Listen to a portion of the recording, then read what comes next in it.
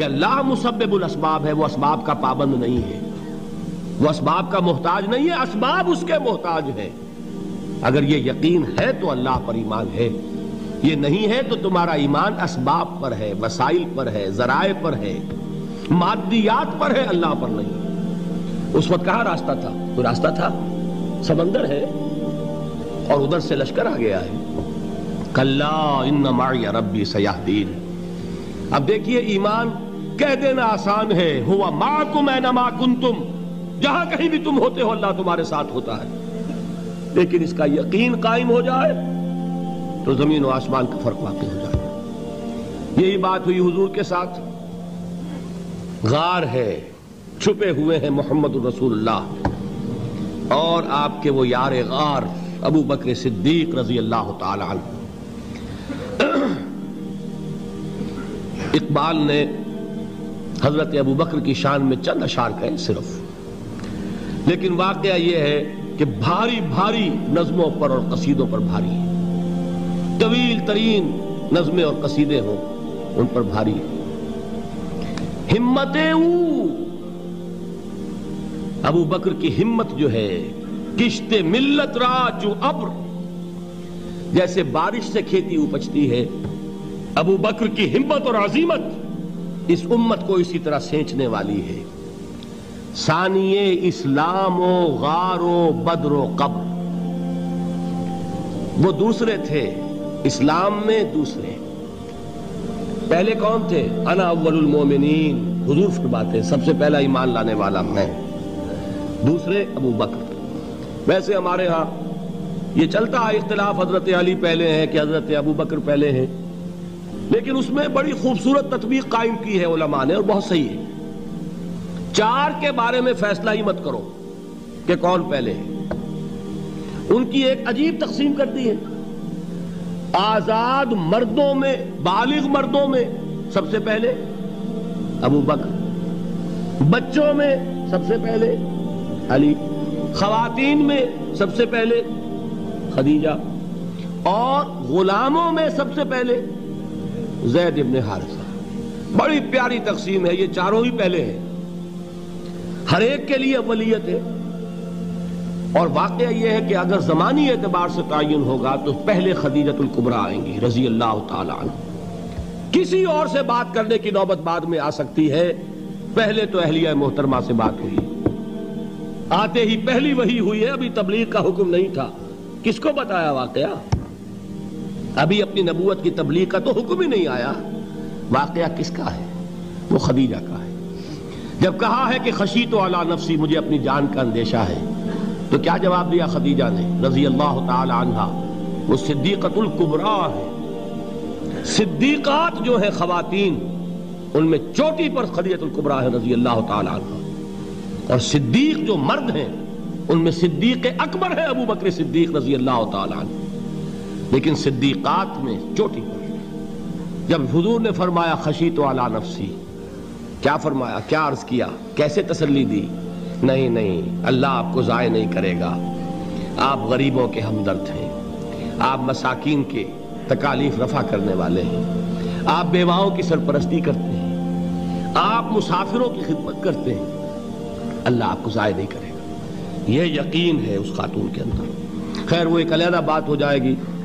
میرے دل پر حضرت خدیجہ رضی اللہ تعالیٰ عنہ کی شخصیت کا بڑا گہرا نقش ہے، جو وہ کوئی اور ہی وقت اور موقع ہوا تو بیان ہوگا۔ بہرحال اقبال نے ایک مصرے میں جو چار اولیتیں جمع کر دی ہیں، ہمتیں کشت امت را چو ابر، ثانی اسلام و غار و بدر و قبر۔ اسلام میں حضور کے بعد پہلے کون؟ ابو بکر۔ غار میں حضور کے ساتھ کون؟ ابو بکر۔ بدر کی رات اللہ کا رسول سر بسجود، وہ جھاڑ، وہ گھاس پھوس کی جو جھوپڑی بنائی گئی تھی، اور وہاں تلوار ننگی لے کر پہرا دینے والا کون؟ ابو بکر۔ اور اس حجرہ عائشہ میں محمد کے بعد سب سے پہلے دفن ہونے والا کون؟ ابو بکر رضی اللہ تعالی عنہ وصلی اللہ علیہ وسلم۔ وہ جو معاملہ میں سنا رہا تھا غار ثور کا، حضرت ابو بکر بھی حضور کے خیال سے لرز گئے ہیں. آپ کو یاد ہوگا کہ جا کر پہلے تمام جتنے سوراخ تھے انہیں بند کیا ہے. ایک سوراخ رہ گیا تھا جس کو بند کرنے کے لیے کوئی کپڑا نہیں تھا. وہاں اپنی ایڑی رکھی ہے. تب کہا ہے حضور سے تشریف لائیے, اور اپنے زانو پر حضور کو لٹایا ہے. اور وہاں کسی موذی جانور نے کاٹا ہے. حضور کی آنکھ لگ گئی تھی. اس وقت اس بل کے اندر جو بھی بچھو ہے کیا ہے واللہ عالم, اس نے کاٹا ہے. اس کی تکلیف کی وجہ سے ابو بکر کی آنکھوں سے آنسو ٹپک گئے. حضور کے چہرے مبارک پر پڑے ہیں تو حضور جاگے ہیں, معاملہ کیا ہے. ایڑی نہیں ہٹائی وہاں سے, مبادا وہ جانور وہاں سے نکل کر محمد الرسول اللہ کو کوئی گزن پہنچا دے. ابو بکر کی ایڑی ہے, جس طرح چاہے کھا لے, ختم کر دے, جان نکل جائے تب کوئی آنچ آئے محمد پر تو آئے, لیکن جیتے جی نہیں. وہ ہے ابو بکر. حضور کے خیال سے اس وقت حضور نے پھر اپنا لعاب دہن لگایا ہے, اور اس سے پھر آپ کی تکلیف ختم ہوئی. جیسے خیبر میں حضرت علی کی آنکھ دکھ رہی تھی, اس کو جو شفا حاصل ہوئی ہے وہ بھی حضور کے لعاب دہن سے ہوئی. تو بہرحال اس وقت انہوں نے کہا ہے کہ اے نبی یا رسول اللہ, اگر اس وقت ان میں سے کسی نے غیر ارادی طور پر بھی اپنے قدموں کی طرف جھانک لیا تو پکڑے جائیں گے. کیا جواب تھا اللہ کے رسول کا؟ لا تحزن ان اللہ معنا. اللہ ہمارے ساتھ ہے, کیوں گھبراتے ہو ابو بکر. یہ ہے ایمان باللہ, میرا مالک اللہ, میرا رازق اللہ, میرا محافظ اللہ, میرا مددگار اللہ, میرا پشت پناہ اللہ, میرا دوست اللہ. یہ دوستی ہے اللہ کی جو لب لباب ہے, حاصل ہے ایمان کا. اسی کا نام ولایت ہے. اولیاء اللہ کے سروں پر سینگ نہیں ہوتے. جس کے دل میں ایمان راسخ ہو چکا ہو وہی اللہ کا ولی ہے. جسے اللہ پر یقین ہو چکا ہے وہی اللہ کا ولی ہے. جسے یقین ہے اللہ میرے ساتھ ہے, میرا مددگار, میرا پشت پناہ, میرا ساتھی, میرا دوست, میرا محبوب, میرا محب. اللہ اہل ایمان سے محبت کرتا ہے. واللہ یحب الصادقین. ان اللہ یحب الذین یقاتلون فی سبیلہ صفا کانہم بنیان مرصوص. اللہ محبت کرنے والا, اہل ایمان محبوب, اور اہل ایمان محبت کرنے والے اللہ محبوب. والذین آمنوا اشد حبا للہ. آپ تصور کیجئے جسے یہ رشتہ ایمان یا رشتہ ولایت حاصل ہو جائے, الا ان اولیاء اللہ لا خوف علیہم ولا هم یحزنون. آگاہ ہو جاؤ, اللہ کے دوستوں کے لیے نہ کوئی خوف ہے نہ کوئی حزن ہے. اور میں بیان کر چکا تھا, خوف اور حزن کے خاتمے ہی کا نام امن ہے. زوال خوف, زوال حزن. یہ خوف اور حزن کیوں آتے ہیں بار بار؟ اللہ تخافوا ولا تحزنوا, دونوں آ گئے. الا ان اولیاء اللہ لا خوف علیہم ولا هم یحزنون, پھر وہی دو. وہ کیوں ہے؟ خوف ہوتا ہے کسی مستقبل کی بات کا, یہ نہ ہو جائے, وہ نہ ہو جائے, یہ نقصان نہ پہنچ جائے, یہ تکلیف نہ ہو, یہ غضب نہ آ جائے. خوف ہے مستقبل سے.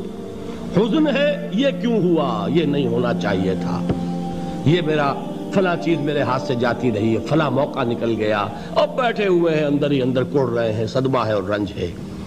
اور جو اللہ پر ایمان رکھتا ہے وہ جانتا ہے ما اصاب من مصیبت فی الارض ولا فی انفسکم الا فی کتاب من قبل ان نبرأها ان ذلک علی اللہ یسیر لکی لا تعصوا علی ما فاتکم ولا تفرحوا بما آتاکم واللہ لا يحب کل مختال فخور.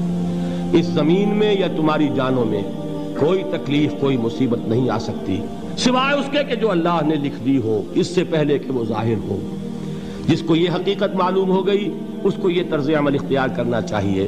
جو چیز چھن جائے, جاتی رہے, چھوٹ جائے, اس پر افسوس نہ کرو. کس نے چھینی؟ دوست نے. دوست کے فیصلے پر شکایت. دوستی کو بٹا لگا رہے ہو, سرے تسلیم خم ہے جو مزاج یار میں آئے. اگر دوستی ہے تو پھر تو تمہیں گردن جھکانی چاہیے کہ ہر ساقی ماریخت عین الطافست, جو بھی میرا ساقی میرے پیالے میں ڈال دے اس کا کرم ہے.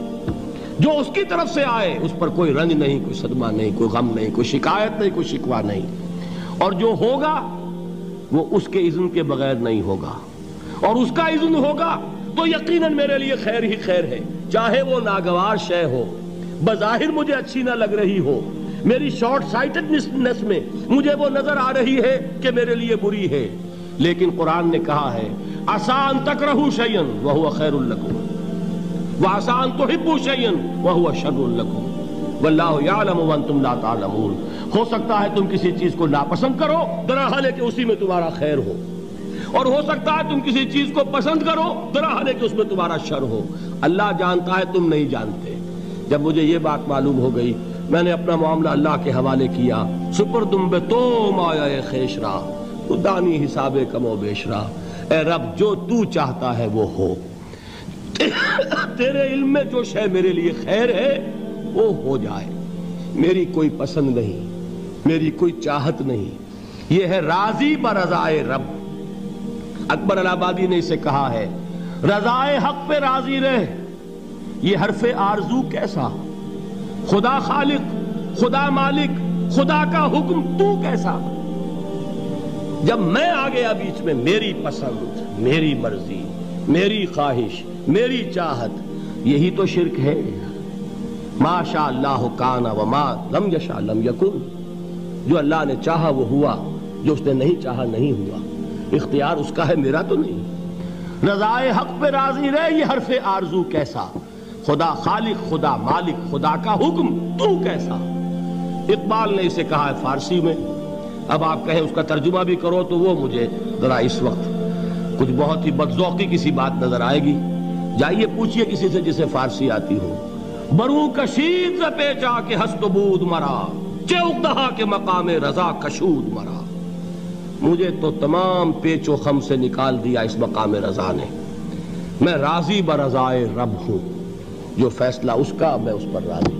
تو کہاں کا حزن اور کس کا خوف، یہی زوال حزن اور زوال خوف، یہی ہے امن، یہ نتیجہ ہے ایمان کا۔ تو جان لیجئے یہ ہے لب لباب، یہ ہے حاصل ایمان کا، یہ ہے تو ایمان ہے، یہ نہیں ہے تو ایمان نہیں۔